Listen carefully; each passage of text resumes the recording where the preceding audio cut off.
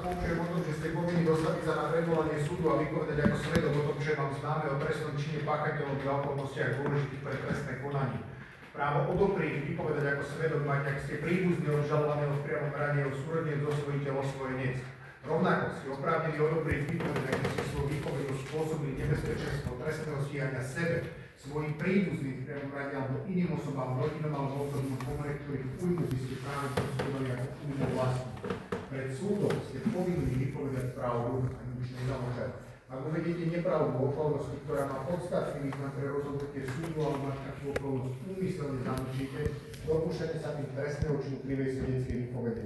V súvislosti s vašim výsluchom na hlavnom pojednávaní ste povinni zložiť prísahu, ktorá ste prísahal na svoju česť a svedome, že budeme povedať pravdu, nič iné len pravdu a vedomie nič nezamlčí. Prísahate? Prísahám. Ďakujem. Pán svedok, poučeniu ste porozumeli? Áno, porozumiem. Potrebujete z toho niečo vysvetliť? Nie. Ste ho sa obžalovanému nejakom... Nie, nie sme. Ďakujem pekne. Pán obžalovaný za to, že treba až svedok, môžete vykonať výsluch ako prvý, nech sa páči. Pán svedok, máte vy k mojej osobe nejaké taký vzťah, ktorý by vám bránil vypovedať? Nie. Vypovedať môžem. Osobne vás vidím prvýkrát naživo a predtým som vás videl pred realizáciou tesne na fotkách, že idem vás realizovať. Nikdy som vám nebol a teraz vás vidím prvýkrát naživo. Pán svedok, v tomto konaní je mi kladené za vinu, že som spoločne s advokátom doktorom Alexandrom Filom mal pôsobiť na poškodeného Martina Matejčku v pôvodnom konaní tzv. prípad Casey, v ktorom bol poškodený Martin Matejčka dobitý a vydieraný osobami Jozef Melikár, Boris Kaiser, Matej Zeman, Miroslav Pavlov a Pavol Kmeťok. Podľa obžaloby som mu mal ja navádzať na zmenu výpovede a v tomto smere aj vydierať, na základe čoho následne poškodený Martin Matejčka v marci 2007 zmenil pred vyšetrovateľom svoju pôvodnú výpoveď a následne boli vyššie uvedené osoby, ktoré som zastupoval v tejto kauze, oslobodené z túto obžaloby. Toto je predmetom dnešného konania. Ešte by som, ak sa môžem, ja by som len k náhľadu pri pánovi svedkovi, to, čo som zachoval do spisu, teda pán svedok, tieto listiny zaslané mojim obhajcom a je podpis na vašej odpovedi váš.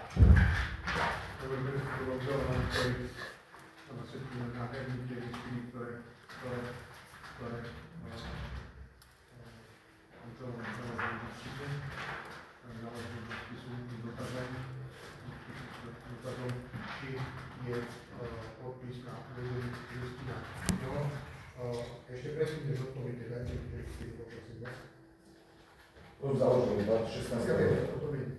My ho poznáme, viete. Odsekom na to bolo vyhlásené uznesenie podľa paragrafu 269 oboznámenia predloženého obžalovaným svedkovi, a to konkrétne odpoveď na žiadosť zo dňa 18.12.2023 a takisto je žiadosť obhajcu dr. Pavla Antoša o písomné vyjadrenie od dr. Jana Kalavského s obsahom na vyvedení. Pani prokurátorka, Ja sa odpoviem, či ide o tieto veci. Áno.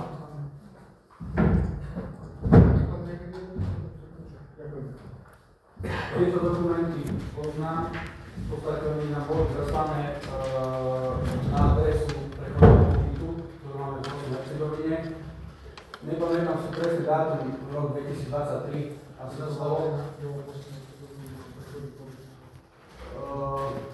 Bolo nám to doručené poštou, ja som na tieto uvedené otázky, o ktoré ma poprosil právny zástupca Rybára, odpovedal v krátkosti jednoducho a taktiež sme mu to poslali e-mailom na adresu, ktorá bola uvedená. A to je celé, ďalej som na to vyjadril som sa len v krátkosti. Ale na otázka pána obžalovania teda sa pýtali, že ten podpis je to môj, áno, samozrejme, ja si to podpísal, samozrejme. Aj odpovedal. Pán obžalovaný. Pán svedok, prvá časť vašej výpovede mala byť spontánna, tak vás poprosím, vyjadrite sa, či máte vedomosť o tých skutočnostiach, ktorých som vám poznal, že sú vykladené za vinu v obžalobe v mojej osobe, teda čo sa týka zmeny výpovede Martina Matejčku, čo je predmetom tohto dnešného konania. Teda či máte akúkoľvek vedomosť o tom, že by som ja akýmkoľvek spôsobom vplyval na zmenu výpovede Martina Matovičku v tom pôvodnom prípade kauzy Casey? Nech sa páči. Ja som nastúpil na Národnú kriminálnu agentúru v roku 2017 ako starší referent špecialista oddelenia nelegálneho obchodovania so zbraniami. Do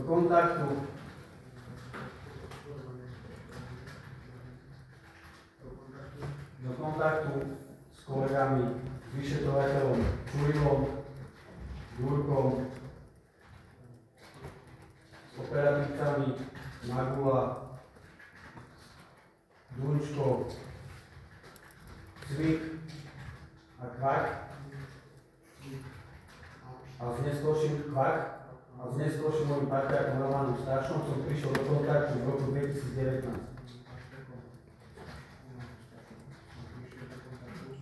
V roku 2019.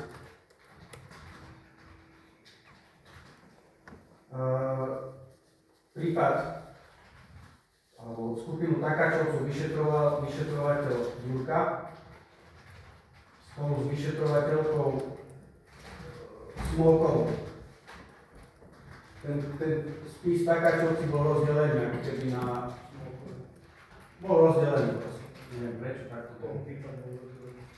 Ja som nastúpil ako mladý operatívec, predtým som pôsobil ako snajper v Links komande.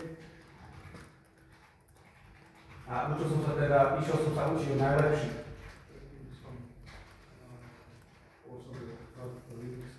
Ako ostreľovať. A v podstate došiel som na najlepšejší útvar polície.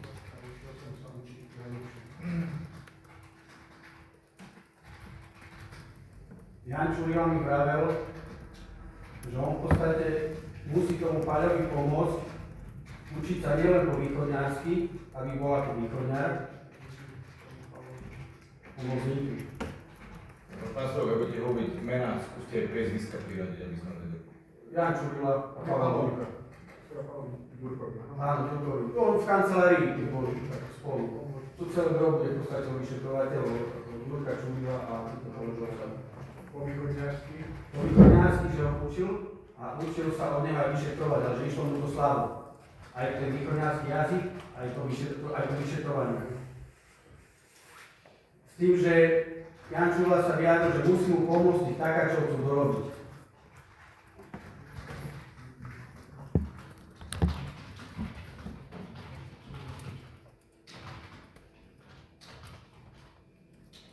Celý ten spis od tej vyšetrovateľky Smolkovej sa priradil vyšetrovateľovi Jurkovi. Na Národnej kriminálnej agentúre sa začalo teda rozprávať už otvorene, že Čurila ide pomáhať Jurkovi v rámci vyšetrovania Takáčovcov. O Pavlovi Jurkovi a Čurilovi sa rozprávame. čiže sa otvorene hovorilo, Že Jan Čurila už ide pomáhať Pavlovi Jurkovi v vyšetrovaní tých Takáčovcov. Lebo on tam tápal. Nevedel som nejak.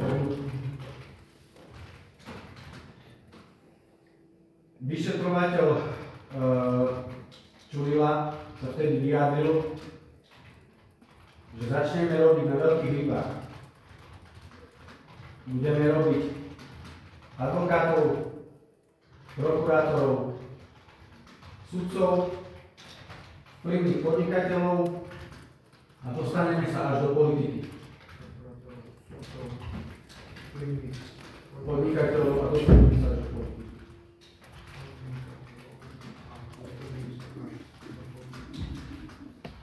Ja som v tej dobe chodil súčasne ako pošta, ako nazvime, na úrad špeciálnej prokuratúry do Pezinka, do Znaky, keď som nejaké proste roznášal dokumenty, kde som na USP Pezino, kde som stretol prokurátora Turana, ktorý bol v tej dobe vedúci protizločineckej na úrade špeciálnej prokuratúry ktorý mi vravel, že dostal ponuku od Jana Čurilu, vyšetrovateľa, aby to s ním dorobil, tých takáčovcov, aby ich urobil. A na to mi pán Turan odpovedal, že on sa nenechá zavrieť. Že už Čurilo nechce robiť žiadne prípady. Vtedy som spozornil ako dosť, ale som tu mal, že teda my sme mali záujem lietadla, pán prokurátor Turan mal lietadla v kancelárii, ja som mal vojenskú leteckú, tak sme sa oznámili. Následne na to kolegovia Cvik a Kvak, bolo pár týždňov na to, sa vyjadrili, že oni taktiež nechcú spolupracovať s Janom Čurilom na vyšetrovaní takáčovcov. Bolo mi to čudné, pretože oni boli tí najskúsenejší operatívci.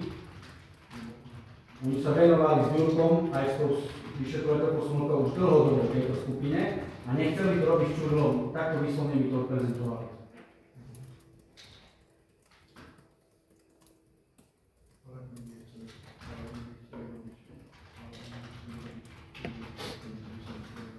V tej dobe ešte to celé dozoroval prokurátor Stanislav z úradu špeciálnej prokuratúry.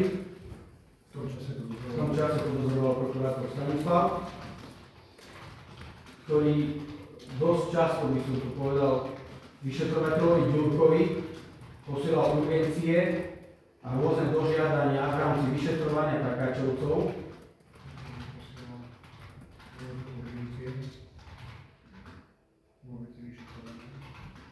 A vyšetrovateľ Jan Čurila s Pavlom Ďurkom sa vyjadrili neskôr, že prokurátor Stanislav to nemôže dozorovať, pretože neurobíme s ním nič.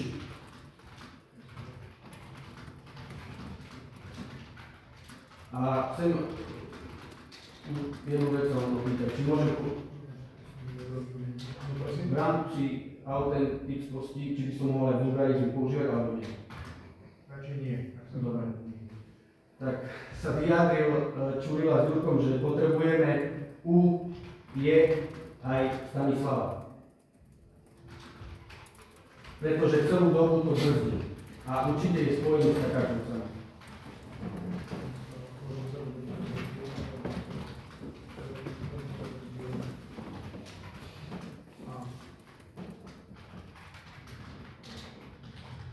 Takže takáčovcov začal vyšetrovať Čurila,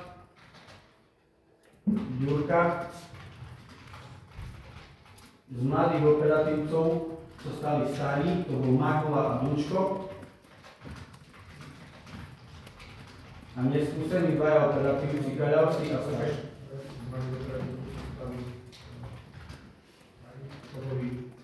Makula a Dunčko. Oni už predtým s tým Cvakom aj Cvik a Kvak, oni už robili predtým na tým. Takže oni už boli ako keby teraz stáli, že poskúčili. No a ja s Romanom Stašom, ako mladí neskúsení, taktiež sme začali robiť na tejto skupine takáčovcov. To bol taký vstup do takáčovcov.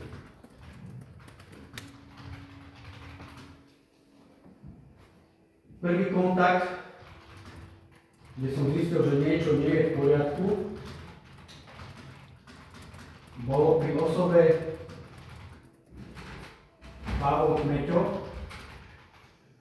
s ktorou ma zoznámil operatívec Makula a Dunčko. Jan Čurila ho nazval mozgový makač. Potom neviem teraz presne, či Dunčko alebo Ďurka mu to vylepšil na mozgový atlet.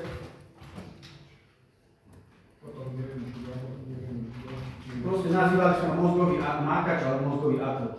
Takže to, že som mu to vylepšili. Ho nazýval mozgovým atletom.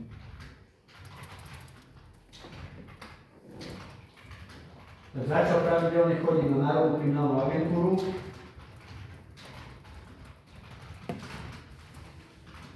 bol v kontakte najmä s operatívcom Magulom a Dunčkom.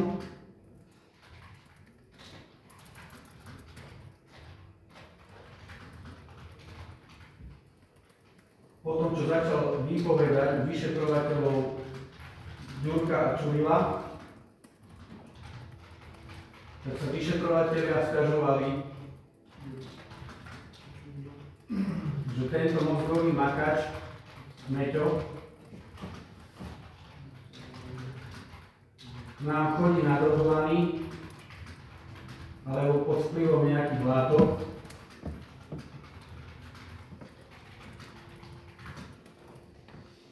Musíme mu veľmi pomáhať, pretože spontánne nám nevie nič povedať. Ale úspešne to spolu doklepeme. Takto sa priamo vyjadril Čurila.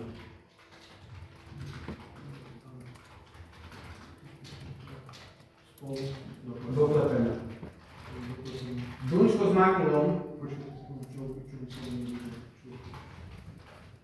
Magulom mi vraveli, že Meťo by nikdy nezačal spolupracovať, keby mu rybár zaplatil 30 000 eur, ktoré si prišiel Meťo za rybárom vypýtať osobne.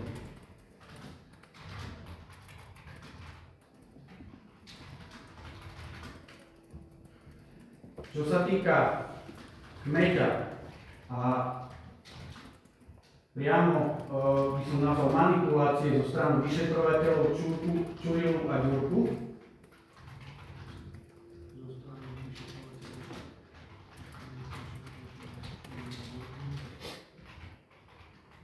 bolo zadržanie motorového vozidla Kmeťa, kde ja som bol vyslaný s kolegom Cvíkom, aby sme motorové vozidlo, ktoré bolo zadržané Kmeťovi, to boli vo Vajnoroch, sa nachádzal sklad ministerstva vnútra zadržaných motorových vozidel. Áno, Vajnoroch to boli. Sme boli vyslaní vyšetrovateľom,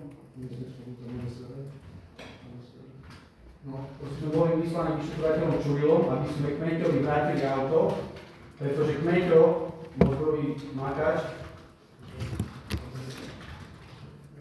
vypisoval operatívcovi Dunčkovi a Magulovi každý deň, trvalo to asi mesiac, a prosili ich, aby mu vrátili jeho auto, ktoré mal zadržané.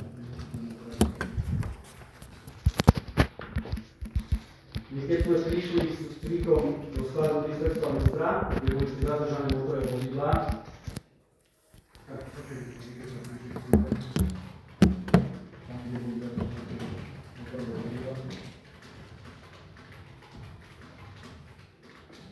tak ten pán dotyčný, ktorý to má na starosti, nám povedal, že nemáme v poriadku papiere od začiatku, to motorové vozidlo nebolo odňaté alebo zadržané v rámci právnych predpisov a on nám ho nemôže vydať. Myslím si, že bol to Volkswagen Golf, ale neviem, ako pravda. Málo to. Na to kolega Cvík volal Janovi Čurilovi a opísal mu teda, že nechcú nám vydať auto, pretože nie sú v poriadku papiere. Vysvetlil mu, o čo ide. Čurila do telefónu začal nadávať a vulgárne sa vyjadrovať, že Pálo je ko, raz ho za to zavrú.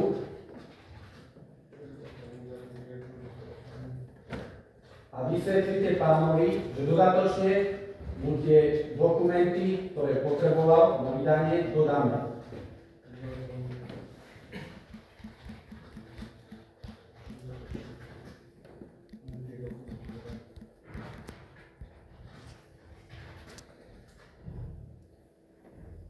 Samozrejme, to motorové vozidlo si prebral, ten pán mu dal, neviem, kde s tým ďalej išiel, ale po príchode na nákup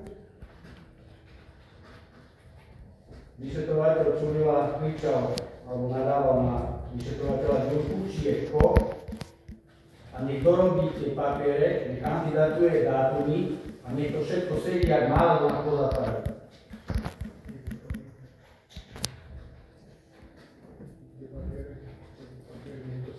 Nech to sedí, ako má v rámci spisu právne, ináč nás pozatvárajú.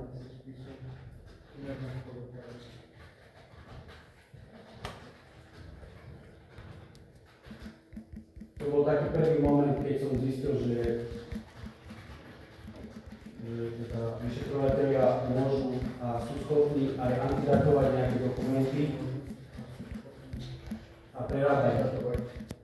Samozrejme, takýchto dokumentov bolo viac.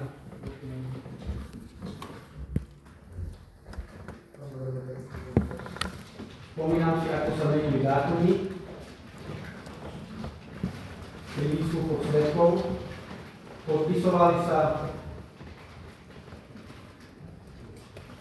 uznesenia vyšetrovateľ za iného, keď nebol v práci, za jeho neprítomnosti. Keď zistil vyšetrovateľ, že výsluch konkrétneho svedka, aj keď len v jednej vete nesedel, tak boli schopní konkrétne Čurila ho prerobiť, vytlačiť a podpísať za Ďurku. Tak boli schopní konkrétne Čurila uznesenie vytlačiť na novo, pozmeniť vetu s iným dátumom a podpísať ho ešte za Ďurku, lebo to bolo uznesenie Ďurkové a opäť čiarkové. A nás sme vrátiť do spisu. podpísať. Opäť čiarkové. To v podstate to bol ten začiatok, keď ja som zistil, že nie je problém, že ten papier veľa znesie, ako sa povie. Čo sa týka ďalších svedkov, tak chcel by som začať, ako som prišiel do budovy UŠP a vonku na parkovisku sa nachádzal Magula s Dučkom, s dvomi osobami, ktoré som nepoznal. Tie osoby vyzerali ako z 80. rokov, keď predávali vexláci boli pred Uzexom. O týždeň na to ma kolega Krávec upozornil, aby sme nepoužívali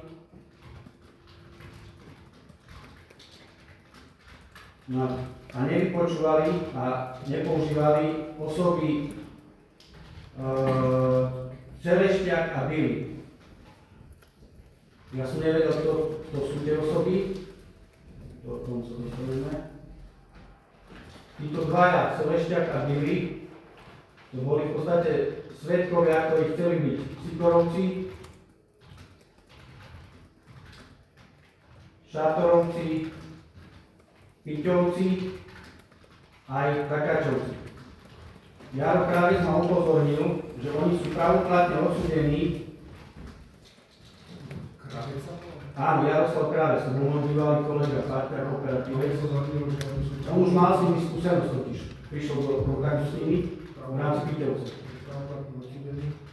Že sú pravoplatne odsúdení, aby sme ich nepoužívali v konaní v rámci Takáčovcov. Pretože oni neboli nikde, ale oni chceli vypovedať dokonca ešte aj v Makovi. Oni neboli nikde. Neboli zaradení ako keby v žiadnej skupine, ale oni sami na iniciatívne chceli sa začleniť. Ale oni sami vypovedali... Takto mi to Jaroslav práve reprezentoval. Oni vypovedali sami na koho? Oni vypovedali v rámci Takáčovcov, v rámci tohto konania, boli použití vyšetrovateľom Čurilom, ktorý vedel, že títo dvaja sú odsúdení pravoplatne. V rámci tohto konania boli vypočutí Čurilom áno, aj Ďurkom. A na základe aj ich svedeckej výpovede boli ďalej realizované ďalšie osoby v rámci skupiny Takáčovcov.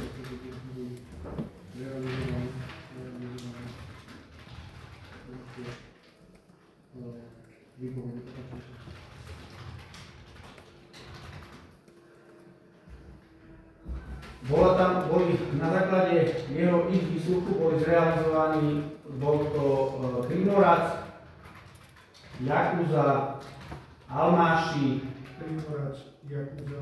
Neviem ich priezviskov mena, ale oni sú malé väčšinou pod prezivkami. Balvan. Ja som takto týchto takáčovcov predtým nepoznal vôbec. Že pre mňa to boli všetko nové, či už prezivky, či tváre. Nevedel som, koho sa jedná. Boli to první nové tváre. Pamätám si, keď Primorac bol eskortovaný k nám na 3. poschodie na NAKU po zadržaní. Čurila si ho zobral s Ďurkom do kancelárie, on bol kulturista, myslím, on bol taký väčší trošku.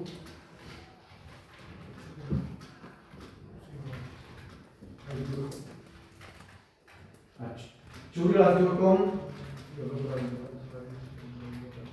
teda mu vysvetlili, že má vypovedať predmetné veci. Myslím, bolo to vo vzťahu niečo k Vydašičovi a k tomu, že mal potvrdiť už výsluch nejakého svedka predchádzajúceho.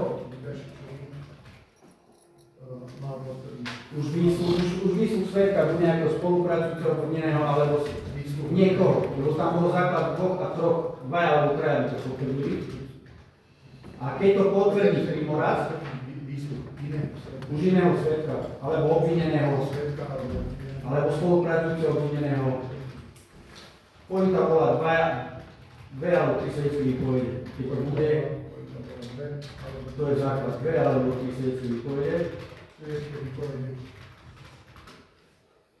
Tak tomu Primoracovi vysvetlil Ďurka, že dnes, keď to vypovie a potvrdí tieto skutočnosti, tak sa vráti domov k rodine a deťom. Vysvetlil Ďurka, že keď to potvrdí, tak sa dnes vráti k rodine domov.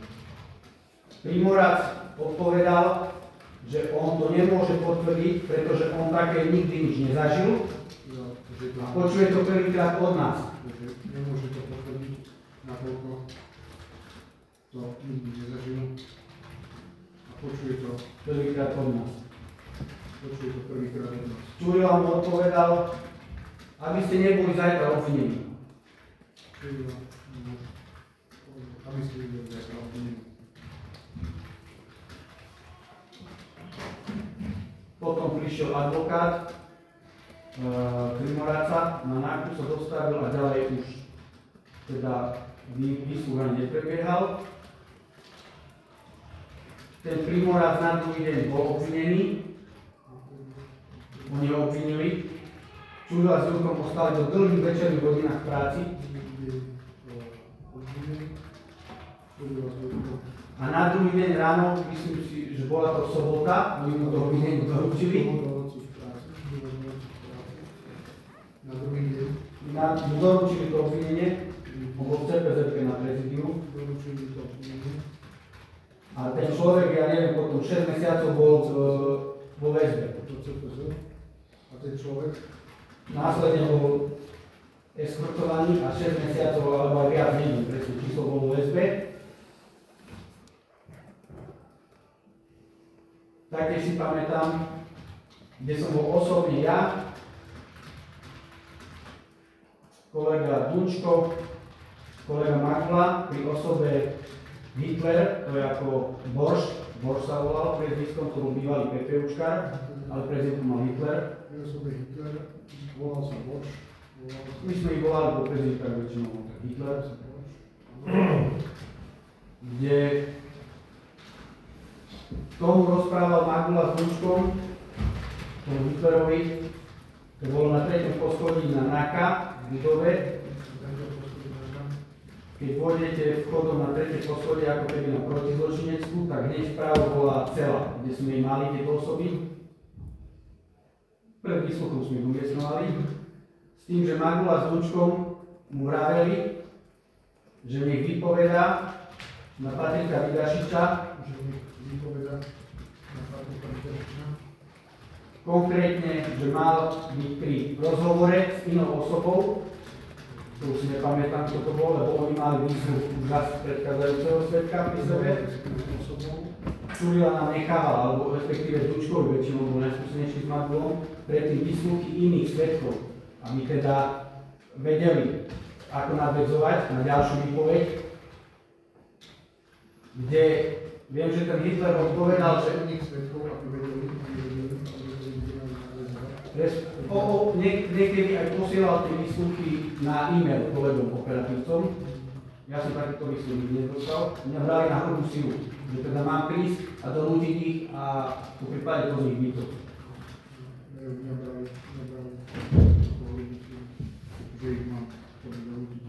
Takže tento Hitler odpovedal, že on síce vozil Vidašiča, bol jeho vodič,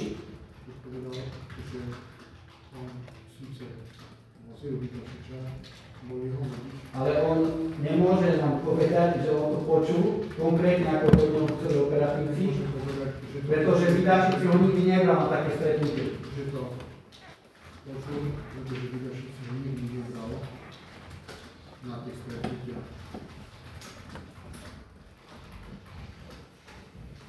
Čo sa týka osoby Csaba Demeter, chcel by som uviesť, že som bol osobne oslovený vyšetrovateľom Jánom Čurilom, aby som prostredníctvom Petra Petrova, Tigra,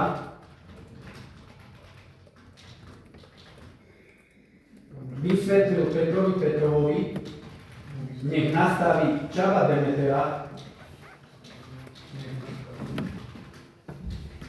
ako má vypovedať v rámci Takáčovcov. Áno. Poslal mi SMS, poslal mi prostredníctvom aplikácie signál jednotlivé body, ako má vypovedať. Tie body už mali potvrdiť výsluhy predchádzajúcich. Tieto mali potvrdiť. Už výsluhy predchádzajúcich znova svedkov obvinených, spolupracujúcich obvinených, aby to boli zase minimálne traja alebo dvaja, ktorí to už tvrdia. Ja som túto správu preposlal osobe Petra Petrov. Počkajte, vypovede svedkov, tak aby boli na tom med. Ja som túto správu preposlal osobe Petra Petrov. Ja som to preposlal.